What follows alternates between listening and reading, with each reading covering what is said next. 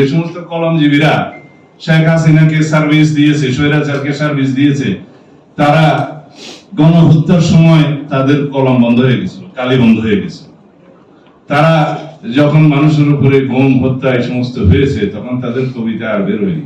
চিন্তার স্বাধীনতা তো এর সাথে সময় ছিল, চিন্তার স্বাধীনতা হাসিনার সময় ছিল, কিন্তু সেই চিন্তার স্বাধীনতাকে বাস্তবায়ন হয়েছে? হয় নাই। দেশের নাম্বার 1 ট্রেডিং অ্যাপ নিফটি ফার্স্টে পাচ্ছেন ট্রেডিং এর সব সুবিধা, dual exchange access, company analysis, portfolio তৈরি করা সহ আরো অনেক ইউনিক ফিচারের সাথে ট্রেড করতে ডাউনলোড করুন এক্ষুনি। এগুলো বাস্তবায়নের জন্য যা যা করণীয়, যা যা আইন, সেটা জাতীয় সংসদে কিভাবে প্রণীত হয় এবং বাস্তবায়ন হয়, সেই জন্যই আপনারা প্রেসার গ্রুপ হিসেবে কাজ করবেন আমাদের উপরে, যদি আমরা যাই আর কি। প্রেসার গ্রুপ হিসেবে কাজ করবেন, সেইভাবেই পোস্ট হবে। চিন্তার স্বাধীনতা তো এর সাথে সময় ছিল, চিন্তার স্বাধীনতা হাসিনার সময় ছিল, কিন্তু সেই চিন্তার স্বাধীনতাকে বাস্তবায়ন হয়েছে? হয় নাই। আমি বিশ্ববিদ্যালয়ে চলে গিয়েছিলাম, কবি মোহন রায় এখান থেকে গিয়েছে 1988-87 পর্যন্ত এই কবিতাবাজি করেছে, জাতীয় কবিতা পরিষদ করেছে, স্বৈরাচারের বিরুদ্ধে লড়াই সংগ্রাম করেছে, অতঃপর জয়ী হয়েছে এবং এখনো পর্যন্ত বিপ্লবী হিসেবে লালটুপি পড়ছেন।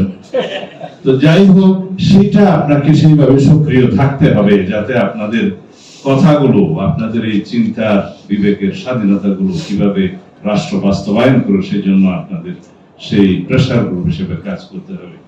আমি আগেই বলেছি, এগুলোর বাংলা আমি বলতে হবে। তারপরে সাংস্কৃতিক নৈতিক পুনর্জাগরণ, জাতীয় ঐক্য, সার্বভৌমত্বের সুরক্ষা, এগুলো যা যা আপনারা বলতে চেয়েছেন, এগুলো আমার কাছে অনেক কিছু মনে হয়েছে যে আপনাদের কবিতার ছন্দ মেলানোর জন্য বা বাক্য এবং শব্দ মেলানোর জন্য এটার মধ্যে কোনো আইনি রীতি বা অন্য কিছু আমি এখন দেখি না। যদি আপনারা কখনো দেখেন, সেটা আপনারা তখন বলবেন। এইবার আমি আসি আমার কথায়, যদি 2 মিনিট সময় দেন। যাই হোক, কারণ আমি ভয় পাচ্ছি, সময় কম, মাগরিবের আসছে, আমার নেতা বক্তব্য দিবেন। তবে যেহেতু কবিদের মধ্যে এসে পড়ে গেলাম, সেই জন্য বলা, আপনাদের জন্য আপনাদের দুনিয়া আসলে হচ্ছে বিশাল। আপনারা এখানে অনেকেই বলেছেন যে আমরা বারুদের মতো, আমাদের নতুন করে আজকে আবিষ্কার করলাম মনির ভাই যে একজন কবি। এর আগে আমি এটা আবিষ্কার করতে পারিনি, হ্যাঁ সেটা জানতাম না। তবে ওনার পার্লামেন্টের বক্তব্য শুনে মনে হয় যে উনি ভালো বাংলা জানেন আর কি, আমি কোনোটাই জানতে পারিনি।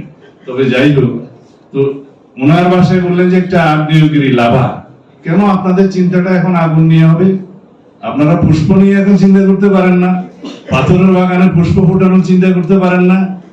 আপনারা কি বলে যে দেয়ারে, আমি বলেন এটা আবার যাই হোক, দেয়ারে হিসবে আপনা মোকাম পয়দা কর, যেটা আছে আর কি, যে প্রেমের রাজ্যে আপনারা আপনাদের ভুবন বাড়ি তৈরি করবেন, আপনারা সকাল সন্ধ্যা নতুন জমানা, নতুন সকাল পয়দা করবেন।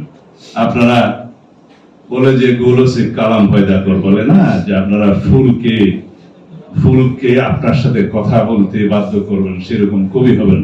আপনাদের ফুলের সৌরভ সারা দেশে ছড়িয়ে পড়বে। আপনারা এখনো আগুনের কথা বলেন কেন? আগুনের চ্যাপ্টার তো শেষ, 5th of August। এখন আপনারা বয়ান দিবেন ফুলের সৌরভ, গণতন্ত্রের সৌরভ, মানুষের অধিকারের সৌরভ যেন আমরা সারা দেশে ছড়িয়ে দিতে পারি, সেই বয়ান নিয়ে আসবেন।